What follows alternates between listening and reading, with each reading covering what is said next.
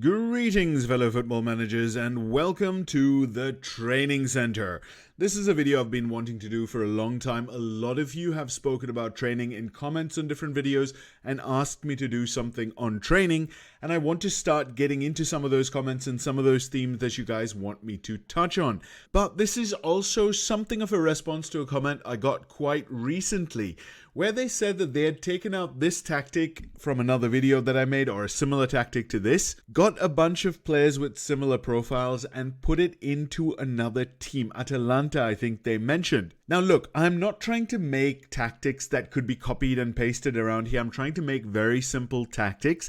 But the thing that you need to remember is Football Manager is super complicated in terms of the bazillion variables that are in this game. Every facet of information that you see on this screen is a variable, and then when you click anything, you're going to see another bunch of variables. And all of those variables interact with each other to create, I don't know how many different combinations, to the point that when you start a game, your save is immediately different from the next guy who starts a save, because players roll differently in terms of CA and PA and stuff like that, and then the moment you hit continue or make a decision, that game state starts changing further and gets even more complicated. It's a lovely quantum universe theory kind of thing going on here. Some of those variables that could affect something like that, for example, a tactic that you see here not working in a different save with a different team, is obviously it's a different league, and the reputation of your team might be different. So the reputation of a team like Atalanta versus a reputation of a team like Liverpool. Now, both teams started off in the Europa League, so that is something fairly similar.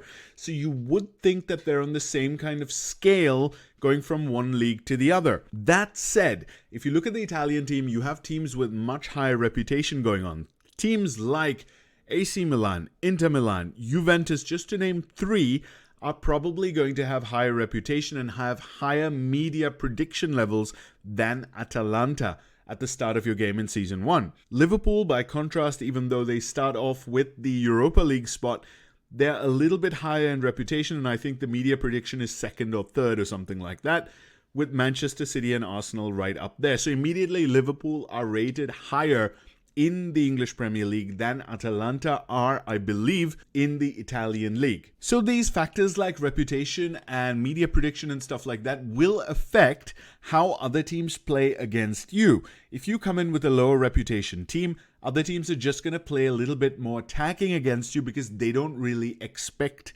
to lose, as they would against, for example, somebody like a Manchester City or Liverpool. The other team will start off on the back foot, play slightly more defensive tactics, be okay with playing on the counter rather than taking the game to Liverpool. Not everybody is going to play like Vincent Kompany on Football Manager. Some teams do try and do that, but most teams do not, and reputation is something that a lot of these teams will take into account.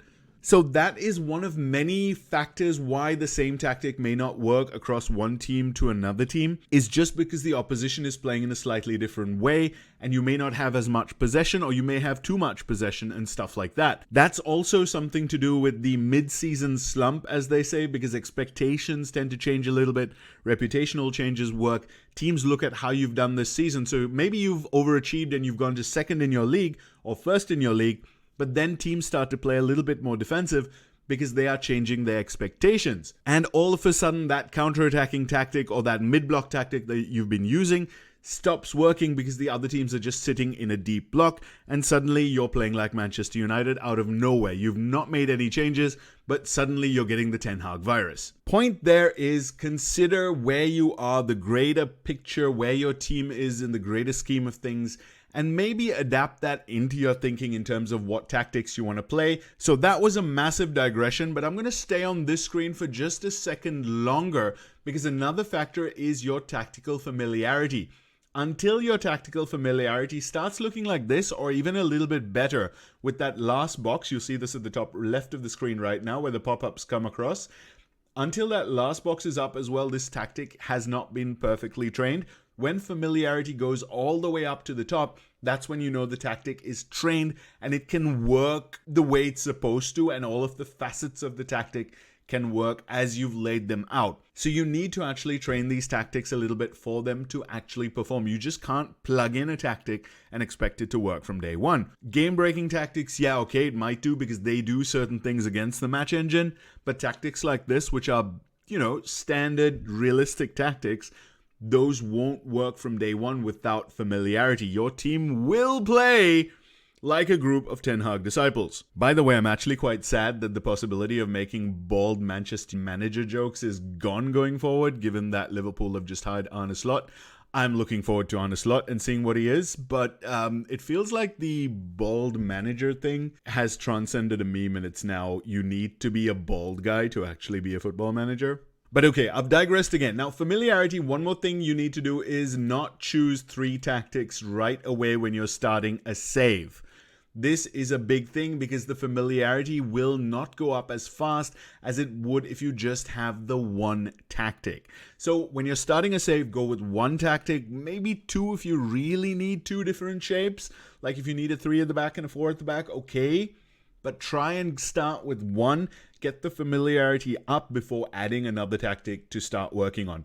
Otherwise, it'll take you a lot longer for this familiarity to go up, and your team won't perform to their potential until that is there. So it'll just take a lot longer for your team to hit their potential. Okay, we've waffled long enough. Let's go into training, which was the whole point of this. I'm going to go straight into the training calendar. Obviously, this screen gives you a lot of information, but what I actually want to talk about is in this calendar view. Now, what do I do with my training? Actually, nothing special. I do not like to rework all of this completely like some people do. If you really want to get a good understanding of training and try and design your own full year training schedules, go on the Sports Interactive forums. I remember from a few years ago, there have been a couple of users who've done really good work on designing full training schedules and stuff like that. I feel like Cleon was one of them, but just get on the forums and have a look. You'll see all of the old school guys there. I go with the Assman chosen schedules, completely standard schedules, but then I do not let it rest.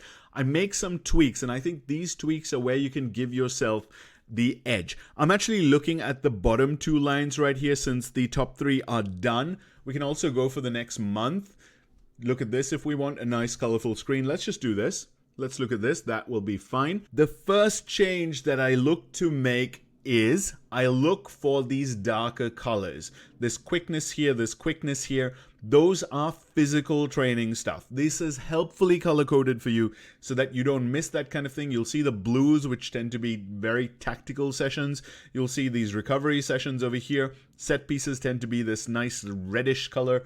And then you'll see the kind of dark greenish, grayish, blackish, whatever that color is.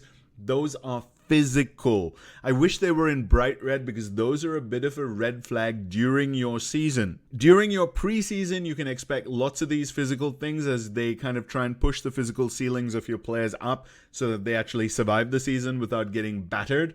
But during the season, you want to be very wary of having too many of these sessions. And in fact, in some situations, you want to take them out completely. Here's why. When you click on one of these sessions, it'll give you some details and you want to look down here in this part of the screen. The primary focus is for all players. That's fine. It's performed as a team. That is fine. So it impacts attributes, acceleration, agility, and pace. Surprise, surprise, that's what a quickness session does. I think we're clear there. The problem here is it increases fatigue, it increases injury risk greatly, and it reduces condition greatly. Sometimes when you've got a big long season ahead of you, if you're playing in multiple competitions, if you've got European games as well, you don't want this kind of session in the middle of your season because that's going to do your players in terms of condition. It's going to bring their condition down. Then they don't have as much energy during the games. It's going to bring their fatigue down. It is also going to affect them in terms of injuries. Now, what I've noticed is these physical sessions tend to cause a lot of niggles. Players get these like 2-day, 3-day injuries a lot of the time, and that can be really inconvenient going into big games, especially because you're going to be playing those games without players that you probably would have expected to have in the game. Sometimes I kind of like it because I'm a squad builder. I like to have a big squad, 2 players for every position. And sometimes that's the only way my backup guy gets into the team and then starts establishing himself, is because guy A misses 2 weeks with one of these niggles. So not always a bad thing, but generally the lower your injury list, the better. So watch out for this because of that main reason.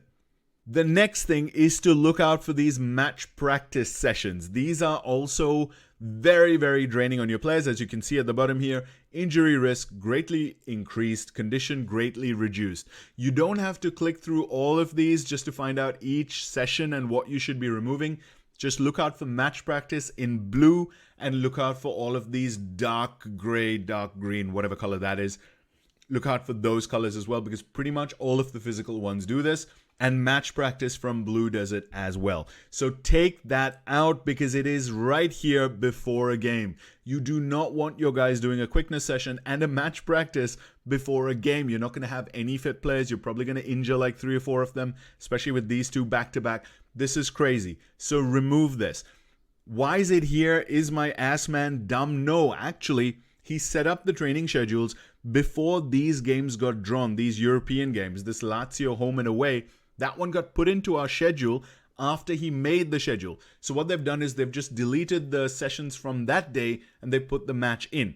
Now your ass man's not going to redo the schedule. That is the problem here. So let's do that. Essentially, your ass man, I think, is designing the training schedule when the basic league season gets put into your calendar. That's when he then does the training schedule. So you'll see that your league games, such as this Manchester City away, the Wolves at home, the Chelsea at home, all of these are done okay. And I have actually made a couple of changes to some of them. I'll let you know what they are in just a second. But point is, you need to remove the physicals and remove the match practices if and when you need. If this was a free week, there were no games, then I'm fine to have those in, even back-to-back, okay, I'll accept it, because there is no game. But here, I want my players to be fresh for these 2 games, not just 1 game, 2 games. So what I would do is I would remove these 2. So let's go and, you know what, let's just clear it. Yeah, let's clear it completely, shall we? Or shall we switch it to something else? Let's switch it to possession or something like that, because we would want to have possession against Lazio. Let's definitely remove this one, and let's make it technical, chance creation, because this is at home to Lazio, right? Okay, to be fair, I've got 2 chance creations back to back. That's also not so good. Let's change that to chance conversion. So we'll work on chance creation and then chance conversion. That would make a little bit more sense. So from a roleplay point of view as well, what you can do is kind of just go through your training things and just tweak them a little bit based on what you think is logical. We are at home against Lazio. We would expect to create chances and score goals. So having these would be good. Having possession would be also good. We've got overlap over here. We probably want to watch out for this physical over here, but it is not bad. As you can see, just reduced. It is not as bad as the gray ones and is not as bad as the match practice session. So don't worry too much about this physical. The other ones are the ones to look out for. Okay, so now that we know what we need to remove, we're going to look for stuff we can actually add to make this a little bit better. One thing the ass man has already done, has he done it or have I done it? I'm not actually sure, but routines, these reddish ones, these are set pieces, as I mentioned a moment ago. Have some of these in before your knockout game so that your guys know what they're doing in terms of set pieces. I want to score a lot of goals from set pieces, so I think that's why I put them in here. I just want to underline, though, that it is mostly for the benefit of your set piece takers. So all of the guys you've set as set piece takers are going to be the ones who really benefit from these sessions, and they're going to benefit in terms of their free kick attribute, their corners attribute, I don't know, long throws and technique. So it's just going to be these things, and it's just going to be that small selection of players. Most of the other players are looking to attack or defend, but they are on lower priority. So the main beneficiaries of these sessions are your set piece takers. Just remember that. That is something to note. That is why you probably don't want too many of those set piece sessions. 1 a week maximum will do you just fine. Before knockout games as well, a penalty session could be quite good. So I think this one is a 2-legged Europa League tie. So we can go in here and go for set pieces and chuck a penalty session in here. So point to note, again, outfield players outside of the set piece takers also practice this. So you are kind of okay. Everybody will be practicing. The goalkeepers will also be looking to stop them. So don't worry about that too much. I mentioned it a moment ago. Look to kind of logically set up your training sessions based on what kind of matches you have. This Manchester City away game probably is going to be the hardest game of the season for a Liverpool. Maybe not in real life, because some of those derbies like Everton away, Manchester United away can be quite nasty, but City away is going to be probably the hardest game in a pure footballing sense for Liverpool, unless they go up against Real Madrid in some kind of format, even a friendly against Real Madrid. I'm fairly sure the Liverpool shorts color turns a little bit brown. But yeah, I would probably change a lot of this stuff because of the Manchester City. For example, I wouldn't have a match practice in here. Even though, yeah, it's a few days away, it's probably still not the best idea. I'd probably want to go in and change a couple of things. For example, go to defending, you know what? Everything. I would want to have defending from the front. I probably want to have defending disengaged. Stuff like that would be quite important against Manchester City. You'd probably go in here, look at, shall we go technical? We probably want to go for transitions as well. Not really restrict, because Manchester City don't really counterattack, but you could go for like a transition press, maybe chance conversion as well. One session of chance conversion to be able to finish the chance that you get. Defending we've looked at again. Going to tactical defensive shadow play feels like a good one as well. So you probably just want to tweak those schedules a little bit if you've got extraordinary games over here. So that is one thing to do. By the same token, Wolves and Lazio in this week, I'd have lots of attacking stuff. We've talked about it a moment ago with chance creation and chance conversion. We'd want those kind of things when we're looking at these two games. Okay, next thing, big one. Your assistant manager should automatically put a recovery session after most games. But again, we've discussed the fact that the scheduling doesn't always match up when games get drawn in later on, cup rounds, things like that. So then it might look like this line after Lazio. You've got overall and outfield after the Lazio game. Again, after the Lazio away game as well. That really won't do. So you want to put a recovery session. So you go to physical and go to recovery. You want to throw it in after every single game. That is really going to help you. It's reducing injury risk, fatigue, condition, happiness. All of those things are really good to have, and those give you an edge as well. It does take away from sharpness, but that is okay. The benefits massively outweigh the negatives in terms of recovery. Always have a recovery session where possible after a game. Always. Always. Always, always. Always, always, always. Second thing that you always want to have after a game, and this one the assistant manager will not do. Go to the session after the recovery, essentially on the day after the game. Go to match preparation. This sounds like horse crap, but you want to go for match review. This is only available on the days after games. And I make a note, if I see a recovery, just to make it really easy to set up, because this can be a lot of work, I do it like 2 months at a time and then I get bored. So as soon as you kind of see, hang on a second, if we go into the basic training view, this view, and you don't see a recovery after the game, for example, after Young Boys, I just didn't give a crap of that game. I played my second team and so on, so whatever. But on this screen, when you go into a week and you see no recovery, or you just see a recovery and then rest, then it's time to hit training calendar and start adjusting all of your recoveries. Look at these recoveries. This one here, you want to go here and go match preparation, match review. Simple, robotic, easy. 3 clicks and you're done. I wish it was possible in 1 click and you had an option to go after recovery, automatically add match review. I would actually do that because it would make more benefit than not. But this is something you can do a couple of months at a time by looking at this calendar view. Then we've got Wolves. You see, I've already done it. I've just missed the right side of the screen. I've done it for the left side of the screen, and I've missed the whole right side. So that's interesting. Go here, match preparation, match review, enter. Match preparation, match review, confirm. Okay, before I confirm this, I'm going to tell you why this is so important. Match review. It increases your tactical familiarity. If you don't want your team to play like absolute manure. As we said before, we need more tactical familiarity because your players will play to the tactics. They will listen to the tactics. They will actually execute.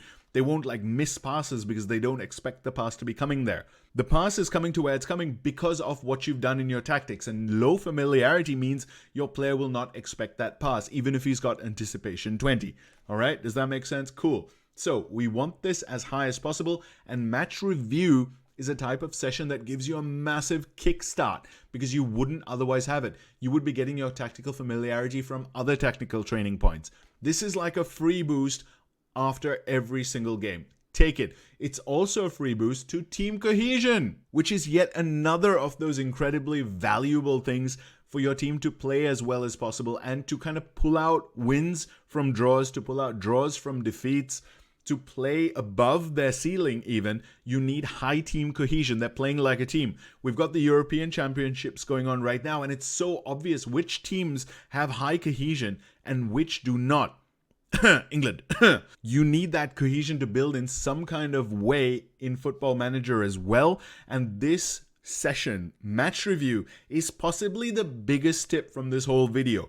Go through your calendar, add match reviews after the recoveries following your league games. And then once you get your schedule changed, do it for the other games as well. So you're going to go in, you're going to do it for these Lazio games as well. I don't care what session I'm deleting here. Match review is 100% more valuable to me than anything else that's up there.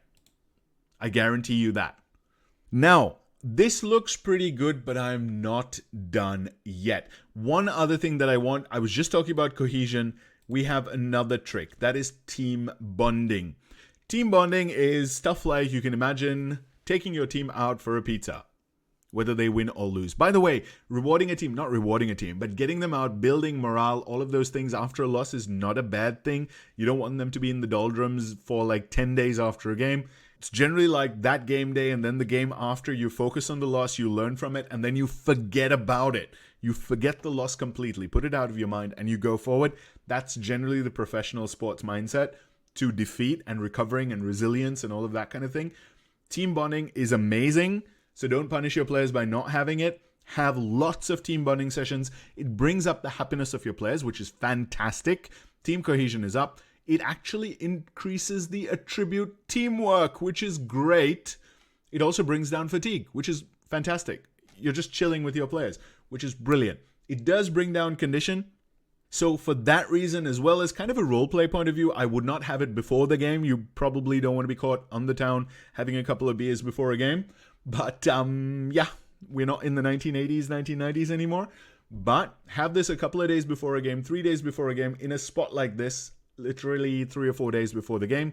Absolutely fine, because your players will regain all of that lost condition and they will hang on to all of the positives from that session. So I would actually go through and put a team bonding almost every week until the team cohesion is really, really high. I can go to dynamics and look at club atmosphere is excellent. Team cohesion is very good. So I don't need to actually put too many of those, but this is another reason why my team was doing well with that tactic. It might be because team cohesion, club atmosphere, all of that stuff is really, really high versus maybe the commenter, he didn't quite have those things. It's just another variable that could have led to the tactic not performing as it is performing in this particular save. All right. So with these two things looking as good as they are, maybe it's not as important that I put as many team bonding sessions up. So maybe I can skip a couple. I don't have to do it every week. I can probably do skip weeks so I can get it. Okay, this week is a little bit busy because I put in penalties on the free day. So let's just go here and put a team bonding in here. This week looks pretty free. Do I want one in there? Maybe not. I don't need it every single week. But what I can do is go for the other extracurricular. Community outreach. This is another chance to pop your teamwork up and get your team cohesion up as well. Again, it has the slight reduction of condition, just like team bonding. So this one isn't as powerful as team bonding, but it's a good secondary thing. So if you really need to jump your team cohesion up, you can actually put these two sessions in a week, one of each. You can't do more than one. For example, if we try here, both of them are grayed out. So we can't do more than one of those per week, but you can stack them, 2 of them every week like this, and then your team cohesion and happiness and stuff like that can jump up very, very quickly.